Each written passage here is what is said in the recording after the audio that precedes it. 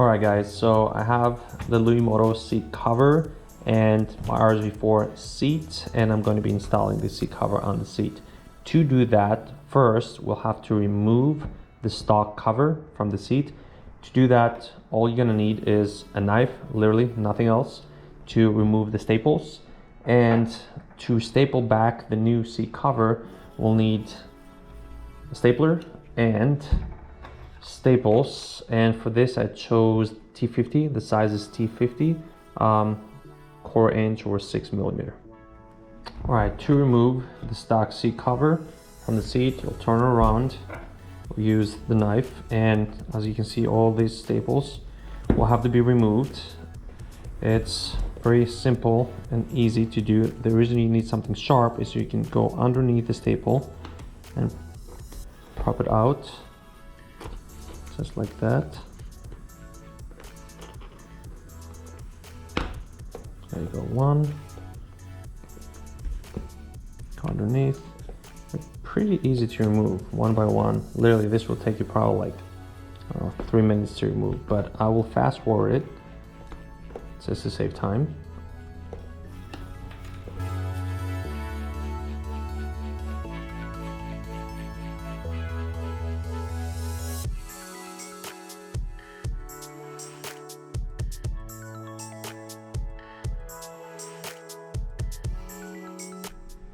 All right, so this took exactly 3 minutes to remove all the staples. So now we're going to remove the cover.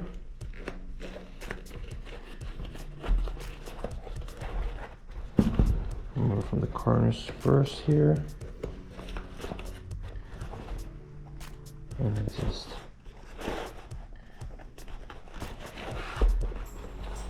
remove from here.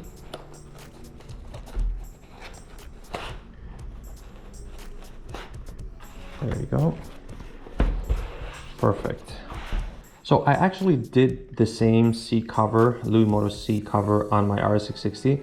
And I remember on my RS660 seat, it was more difficult to remove the staples compared to the RSV4 because the RS660 seat was a little more curved over here, which didn't mean much when removing the staples, but when it came time for me to apply the new staples, I couldn't find a good position to seat it to apply the staples, so it was much more difficult. And I think with this seat it will be a lot easier than it was with my RS660. The Luimoto seat will also come with this moisture barrier, also a sticker from Luimoto, but I did not use this in my RS660 and I will not use it on my RSV4 either. The reason is that although it will do a good job keeping water away from the seat, basically the concept is that you will apply this here, cover it, and then apply the seat from above. Now the reason I'm not installing this is because of my own OCD. When I sit on the bike, basically I kind of hear this sound of plastic. It's very subtle. Someone might probably not even hear it. I do, so I choose not to use it. Plus, I live in California, Southern California, and it almost never rains. And I never ride in the rain anyway, so I'm not going to be using this. But if you ride somewhere that you have rain, I suggest that you do use it, because I have ridden once in rain and I could not get this seat to dry with this suede leather. So I had to remove the seat and bring it upstairs at my home and just blow dry it with the blow dryer. So I definitely recommend to use this if you're going to be riding in rain. All right, time to put the seat cover on. Now to do this, I would assume it's the same concept with my RS660. What I did is I started with these corners first here, all the way in.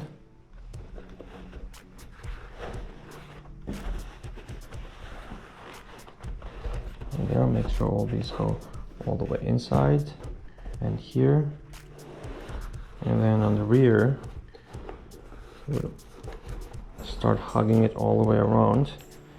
You might have to bend the seat a little bit. It says over here, so you can push it in, and from here,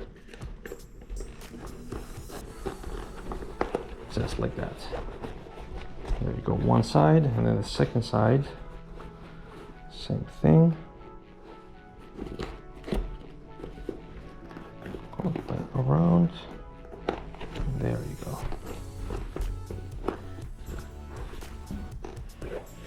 Let's see the top. You have to make sure that everything will be seated correctly.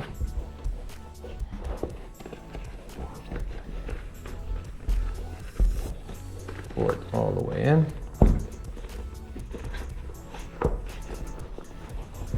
Same thing from here.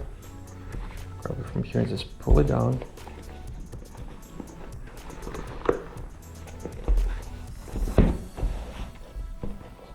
Alright.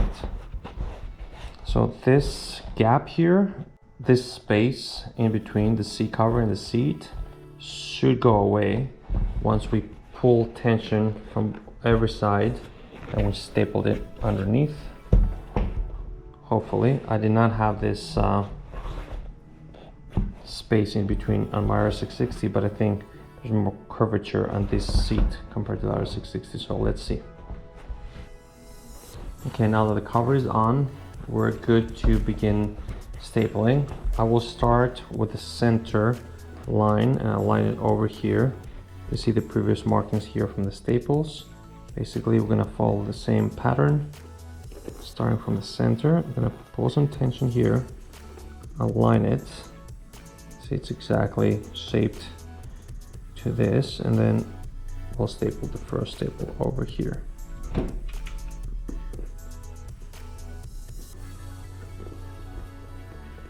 Pull some tension.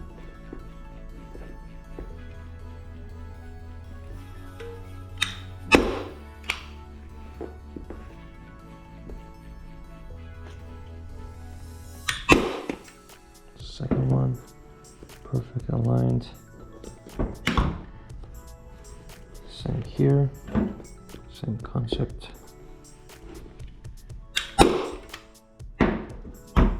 you don't even have to worry if they're completely aligned, doesn't really matter. Now what we need to do is we need to follow this pattern all the way around while keeping tension in. All right.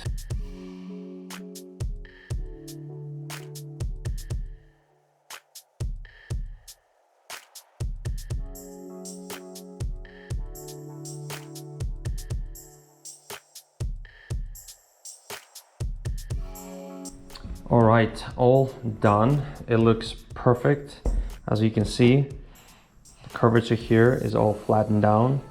There's no space in between as before because, as I said, once we put the tension with the staples in, it will be flattened down. So some of the staples cannot go all the way in. I may have to reduce some because I think this is a little bit weak for this. Probably an air gun would be better. But I did a good job and it was quick. It looks great. Curvature matches perfect. Lines match perfect. So all that's left is to go see it on the bike.